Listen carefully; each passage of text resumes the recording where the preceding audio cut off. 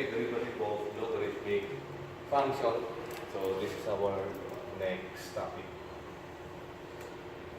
So we will try to again report that if you have y is equals to a to the x, where a is greater than 0 and of course not equal to 1, then we can write an equivalent function or relation involving these three expressions y, x, and a as x equals the logarithm of y raised to.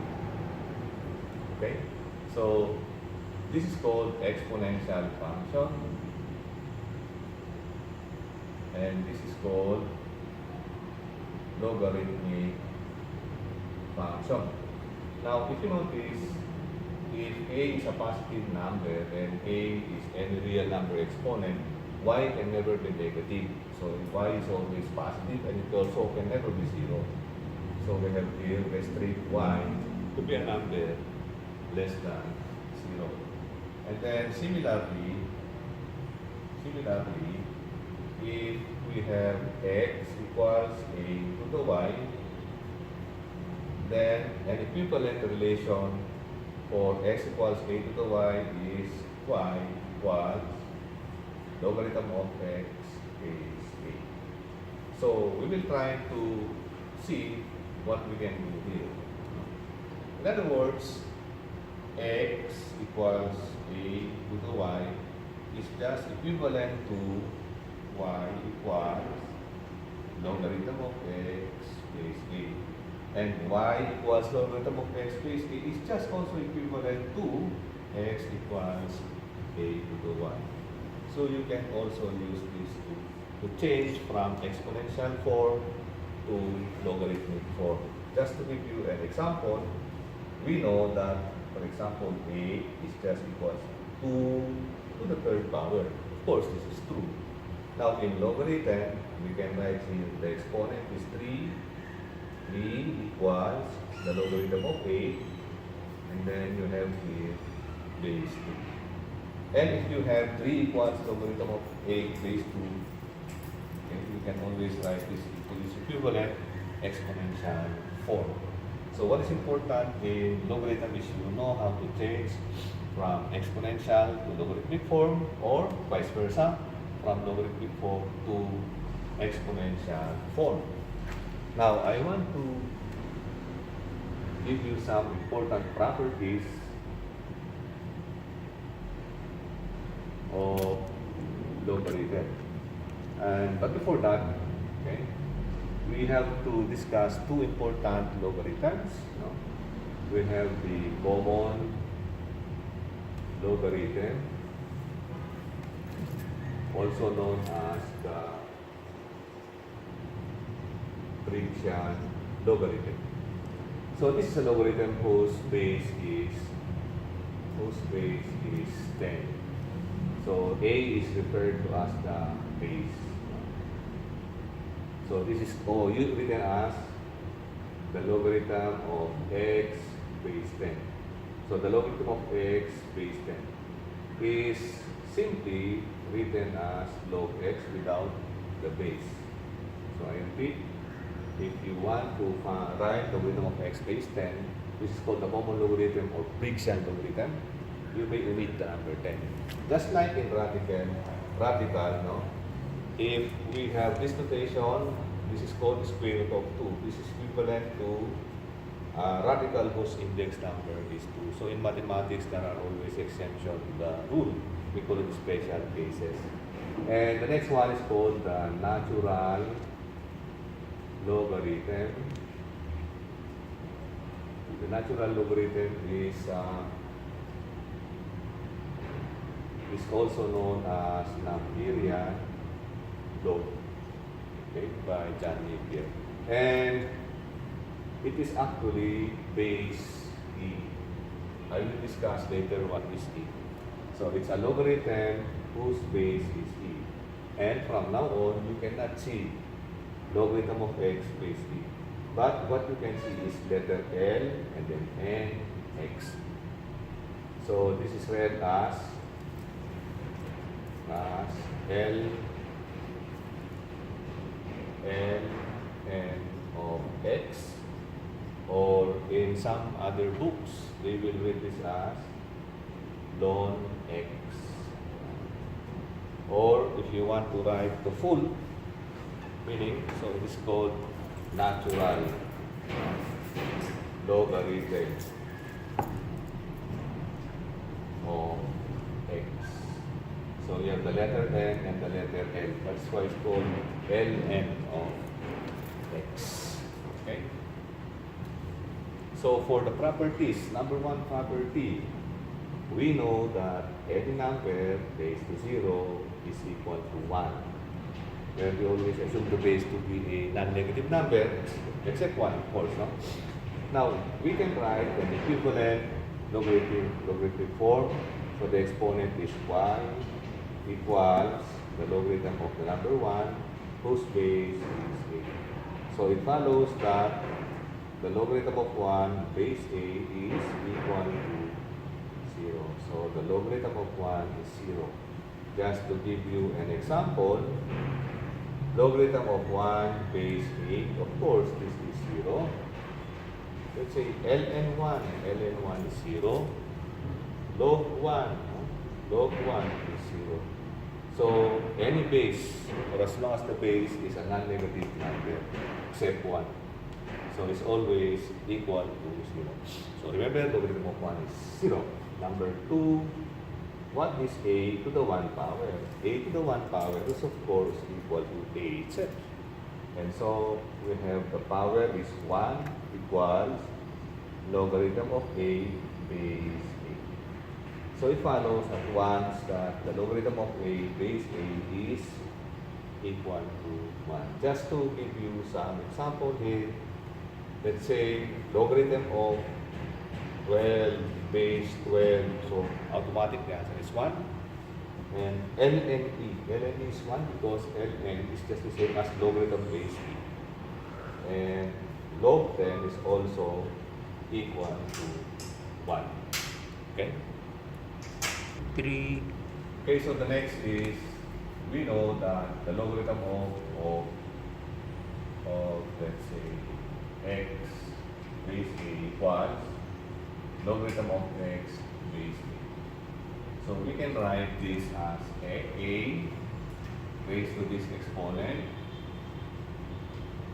is equal to x. So this is also another very important property of logarithm. The base is a, and the base of the logarithm is also a. Just to give you some example, let's say logarithm, let's say 4 raised to logarithm of 5 base 4 is equals to 5. E raised to ln u is equals to e. Okay. These are the several examples that we can apply to this one. Number 4, n times the logarithm of x base a. So this number can be placed as the power of x. So we can write this logarithm of x to the n is equal to a. Now, just to give you a simple proof that, so we can write here, let for example, y equals logarithm of x base a. And observe that a to the exponent y is equals to x. And then we can raise both sides to the n power. So if we raise both sides to the n power, then we have a raised to ny equals x to the n. It follows that the exponent, which is equals to n times y, equals the logarithm of x to the n is a. But y is equals to logarithm of x base a. And so therefore this is equals to logarithm of x to the n base a. So that's very important. So you can use also the property in the converse of the property. So if there is a number placed beside the logarithm, you can write this as an exponent or vice versa. If x is an exponent, you can write this as factor of the logarithm. Just to give you some example here, 2 log 3, let's say base 4. So this is just the same as logarithm of 3, the exponent is 2 base 4, which can be further simplified as the logarithm of 9 base 4 because 3 squared is 9. So another example, we apply the reverse. So if you have logarithm of square root of x base 3, you can write this as logarithm of x raised to 1 half base 3, and 1 half can be placed as a factor, and you have logarithm of x base 3. So another example is if you have ln, let's say 1 plus x squared raised to 1/3. So you can write 1/3 ln 1 plus x squared. So remember that, no? The power can be placed here or vice versa. If there's a number here, you place it as the power. Now I would like to write number 5 and 6. Logarithm of m base n is equal to logarithm of n base 8, logarithm of n base 8. Now let me see. Now we still have a lot of time. So if, for example, we let x equals logarithm of n base 8, so notice that that number n is equals to a with exponent x. And if we let y equals logarithm of the second, and we have n equals a to the exponent y. If you multiply the product of n and n, you will notice that n is equals to a to the x, a to the y, or n equals a to the x plus y. So it follows that x plus y, the exponent, equals the logarithm of the number n with base 8. But what is x? X is actually equal to logarithm of x base 8, and y is logarithm of n base 8. So notice that the logarithm of product equals sum of logarithm. So this is okay. The logarithm of product is sum of logarithm. Number 6, logarithm of n divided by n base 8. So you just put an exponent n raised to negative 1 because this is equivalent to n raised to negative 1. And if this is n raised to negative 1, so n raised to negative 1, there will be a negative before the logarithm of n. So this will be logarithm of n base 8 minus logarithm of n base 8. Number 7 is called the change of base. Mapalitan mo yung base, no? Logarithm of x base a, you can always write this as logarithm of x base b divided by logarithm of a base b. Now in computation, okay, we usually use b equals to 10 or b. So common or natural logarithm will be the best choice if you want to calculate the logarithm of any number, of course, no? And the number x and any number a, for as long as x and a are positive numbers. So just to give you a proof, so we just let y equals logarithm of x base a, so that a to the y equals a to the y is equal to x. And we just take the logarithm of both sides to base b. And so we will have here logarithm of a to the y base b equals logarithm of x base b, and y can be placed in front. So we have y equals logarithm of a base b equals logarithm of x base b. And finally, y equals logarithm of x base b divided by logarithm of a base b. And originally, this is actually equal to this. This was to be proven. And number 8, we have a raised to ln b equals b raised to ln a. So this follows at once that A is just equals to E raised to ln A because of this property. Well, wala. So, the previous property is number 2. Number 2 property. We have A raised to the logarithm of x base A is just equal to x. Ito pala. Every tamang-tama.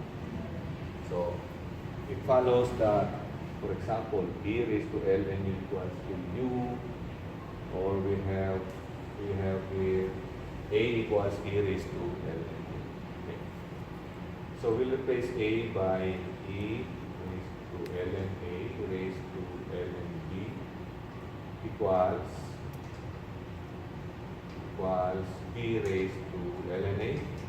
So this is written as A raised to ln B ln A equals B raised to ln A. But this is also equal to B. B raised to ln A equals B raised to ln A. So this is true. So it follows that even if A is raised to ln, it's just the same as B raised to ln A. Just to give you an example, 4 raised to ln 5 is just the same as 5 raised to ln 4. Okay, so you can check it with your calculator. 3. Okay, we will discuss Euler's number or Napier's constant E. Now, E is actually equal to the limit of 1 plus 1 over z raised to z whenever z approaches infinity. So, how are we going to evaluate that number E? This number is called Euler's number or Napier's constant. So, to evaluate limit of 1 plus 1 over z raised to z, we will use some properties of binomial theorem. So, 1 plus 1 over z raised to z is just equivalent to 1 raised to z divided by 0 factorial. And then the next will be the exponent of the previous term, z 1 raised to z minus 1, reduce the power of z, but multiply it by 1 over z to the 1 power over 1 factorial. And then you just continue with the pattern. So this is equals to z times z minus 1, and then 1 over times 1 raised to z minus 2. So, bawasan natin yung sign exponent. Dagdagan naman natin yung power ng 1 over z. So, 1 over z squared over 2 factorial. And then, the coefficient of the next term will be the coefficient of the previous term times the exponent of 1. So, z minus 1, z minus 2, and then 1 raised to z minus 3, then 1 over z cubed divided by 3 factorial, and then you have to continue up to infinity. That is 1 plus 1 over z since z approaches infinity. Now, if you want to simplify the result, this is 1 raised to the exponent is 1. Okay? And this is 1 to the n exponent is 1. So z times 1 over z. So this is just 1 over 1 factorial. Plus z times z. So we have z squared. This is 1. This is equals to 1. This is equals to 1. And then z squared over z squared. So 1 minus 1 over z divided by 2 factorial. Now in the next, it will be equal to, this will be equal to z cubed minus 3z squared plus 2z. So this will be 1 minus 3 over z, then plus 2 over z squared divided by 3 factorial. And then if you notice, if you try to continue, the first term here in the numerator will always be 1, and the succeeding terms in the numerator will be all over z, starting from to the first power up to n minus 1. So this is 1 plus 1 over z. Now we evaluate the limit when z approaches infinity. When c approaches infinity, 1 over c is 0, 1 over c is 0. So only the first term remains in all the remaining terms. So this will be the limit of c approaches infinity.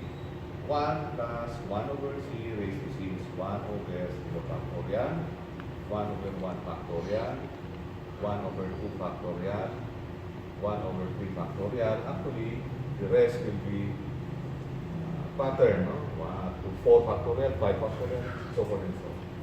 Now, this is called your Euler's number or Napier's constant.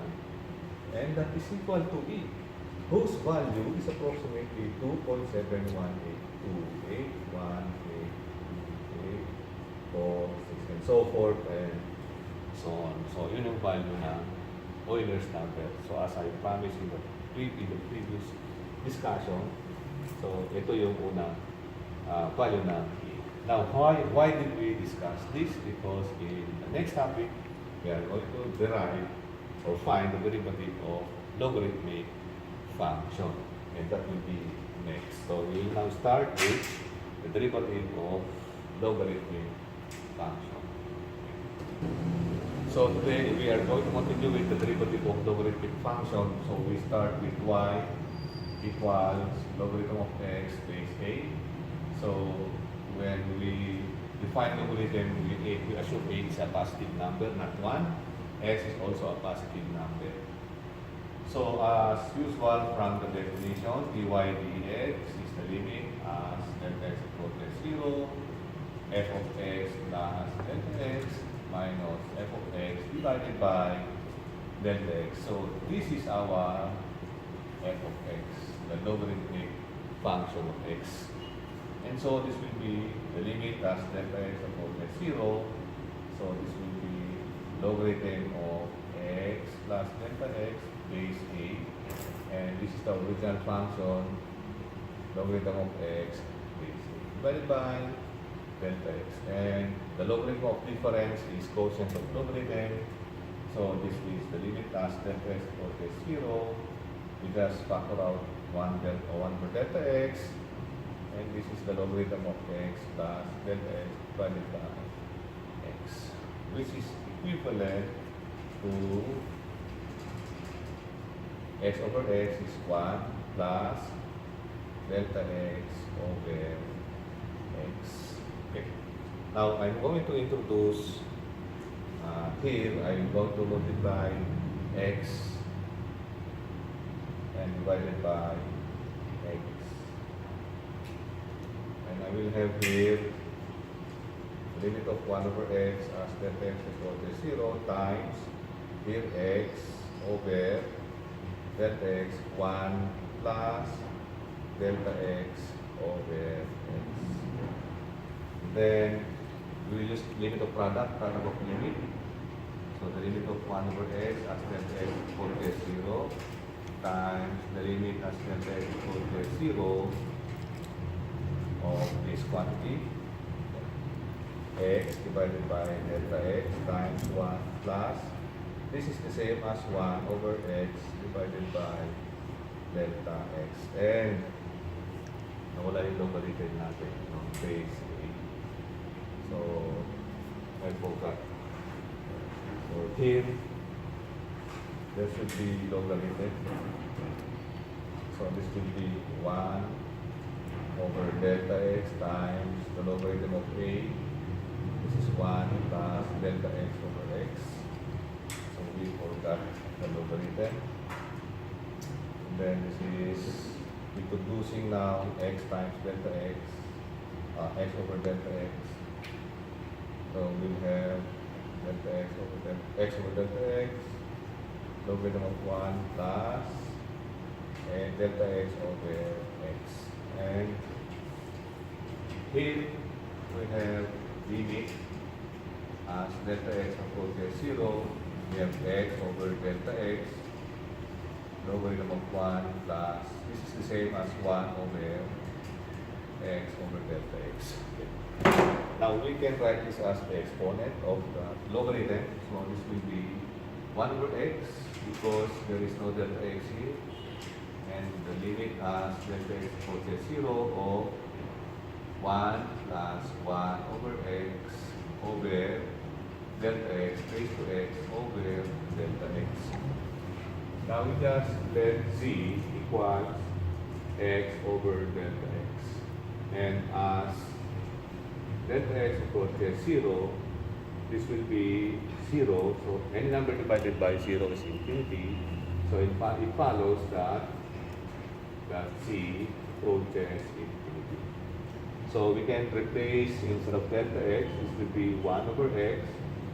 The limit as z approaches infinity of, wala naman natin, logarithm, log base a, of the logarithm of 1 plus, since x over delta x is raised by c, and then this is raised to c.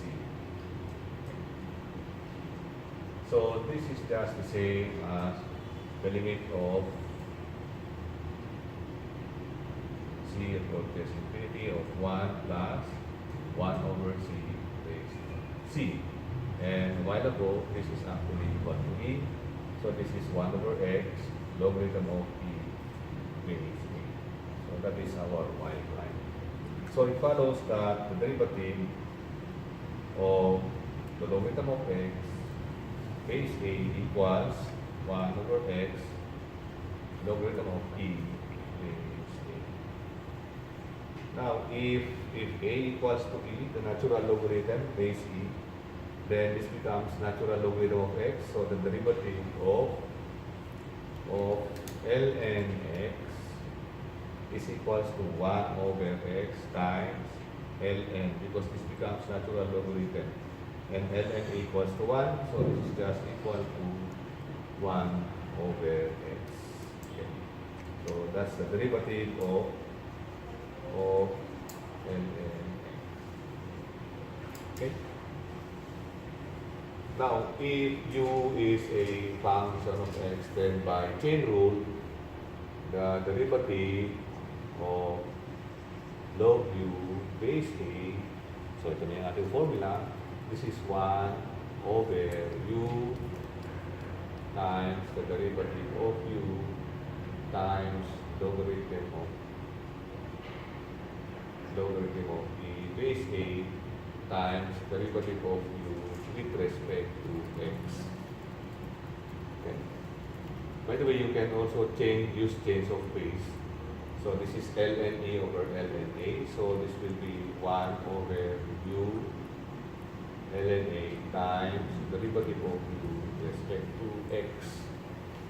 And finally, the derivative of ln u, this is the easiest, 1 over u times the derivative of u with respect to x.